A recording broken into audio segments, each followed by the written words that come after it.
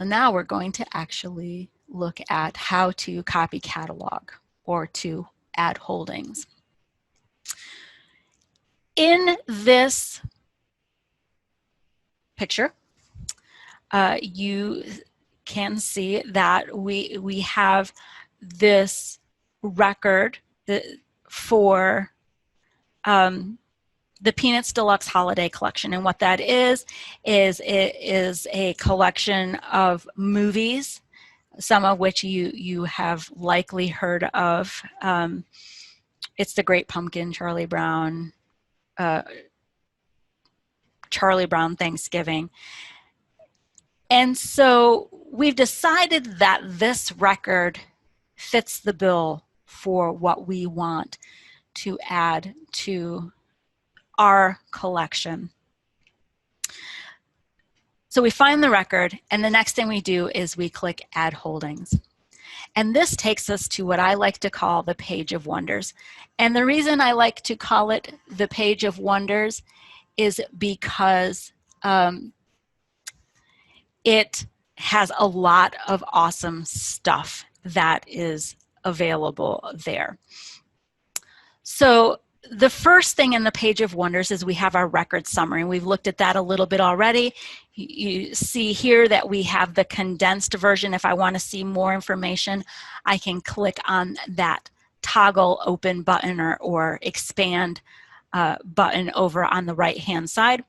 And so this shows us our database ID, the title, the author, which is a little bit funny. With DVDs, you may not have an author there, and our publication date. Then we also have access to our item templates, which we're going to talk a little bit more about later on. We can, and then the defaults that are associated with those templates, as well as with our item attributes. Before, I'm going to pop back here real quick. Before we go on, right next to that, there are a couple buttons that are also about screen real estate. You can see that we have hide holding details, and we're going to look at the holdings details in just a moment. And then there's also a button that says hide item attributes, and that's even further down the screen. And so depending on what we're doing, we may want to hide one or both of those things and to focus on whatever task we're doing and maximize our screen real estate. Then we also have our holdings details, and that's that hide thing above it. This is going to default to open. That's going to be where we establish our call numbers, our call number labels. Now, if I change the number in that first call numbers here, it's going to, in this case it says 1, and so that says I'm going to be establishing one call number label. If I were to put 2 in here, then it would automatically add another row of information here so that I could establish more than one call number. There is here a set up prefix and suffix. Those are things that would be established in your library, and we spend more time in advanced cataloging talking about those. In the same way that you can determine the number of call numbers here, you can also determine the number of items. So say I wanted to have just one call number, but I had 3 items that were exactly the same, but they were going to have different barcode numbers on them. They're different items. I would put then 3 in here, and that would give me then the ability to add more here. And then I also can select parts from this area as well. And then we have the item attributes, and we'll look at that fairly in depth. That is something that between the search and the holdings, this is the bulk of what you as copy catalogers will deal with. And then of course we have that height. So as we're looking at the item attributes, we want to know more about this item. We have the MARC record. We've decided that we have this MARC record and it adequately describes the item. But now we need to know more, because there are other things that affect how this is on the shelf, how it circulates, and all those things. And that's part of adding this holding here. One thing that I want you to take note of is that there is this Evergreen, Indiana audience field that has the red coloration to it. And that means that that has been set as a requirement from the consortia level. So you will have to select that audience for each of your items before you can save. I happened to come across this little meme. Tell a little bit about yourself, but I love the label. It's not the best, but it's still good. So within here, we talked a little bit about this, where if I change the call number, the number of call numbers, I can add multiple ones. And if I change the number of items, I can add multiple, so as well as the parts. And in this case, there are several things going on. So we have this item, which is the collection of holiday, the Peanuts Deluxe Holiday Collection. And there are multiple discs, multiple movies in this collection that you have determined are going to circulate separately in your library.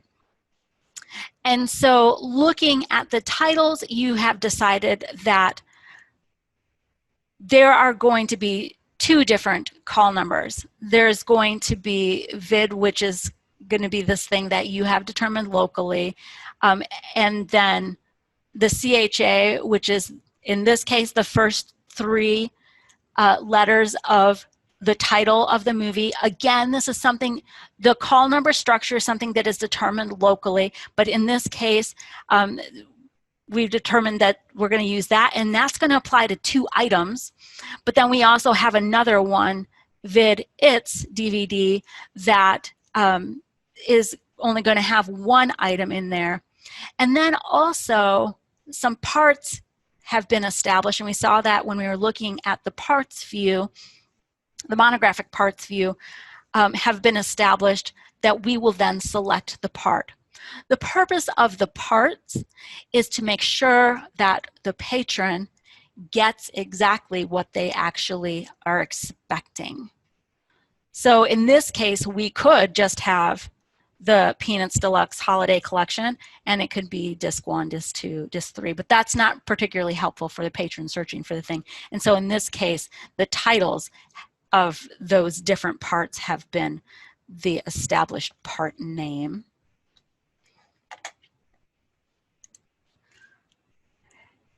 When you establish both a call number and a barcode, it's going to be reflected down here in the working items. And you can see above that working items list that there are a couple buttons that have not yet been activated. There's the store selected. I've never used store selected, and I'm not entirely sure what you'd use it for. But the save and exit button is the one that you'll be using a lot, but it is not active yet. So we've established this. We're picking the part that is appropriate to that item. But until you have selected the required field, that save and exit button is not going to be activated yet. That is not the only field here, however, that you want to have defined. So you can see now in this view, let me go back, where there was all of these different item attributes here. Now they have been updated to reflect these actual items that we want to add. So these belong to the circulation library is the consortial collection, and this does have a list of short codes. You click in that and it will bring up things to select. Make sure that you're selecting the right one. The shelving location, those are established in your local library. Then your circulation modifier, very important to have this selected correctly based on what this is and how you want it to circulate. The loan duration is something that is also established based on the circulation matrix. I had, when I was cataloging a lot many years ago, I had always selected a circulate as type, but apparently that is not a standard thing. You can do it, and you can actually have multiple types, but you don't have to. Is it holdable? Yes or no? That is important. What status do you want it to display in after you click save and exit, etc. So you have those item attributes describe this actual item, not just its physical properties, not just who wrote it, but how it now behaves in your library. You can see now that we have selected the audience over in the statistical categories that now our save and exit button is not that light gray inactive look. It is clear and activated. And so then we click save and exit, and we can see now that these items have been added to the consortial collection, and they show up in the OPAC.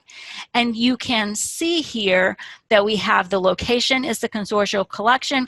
You see those call numbers that were established, 2 of them being the same, 1 being different, related to those parts, a Charlie Brown Christmas, a Charlie Brown Thanksgiving, It's the Great Pumpkin, Charlie Brown, and then the barcodes that were attached to those. The circulation modifiers, these are transiting video disc, which means that they can move through Info Express and be borrowed by patrons at other libraries.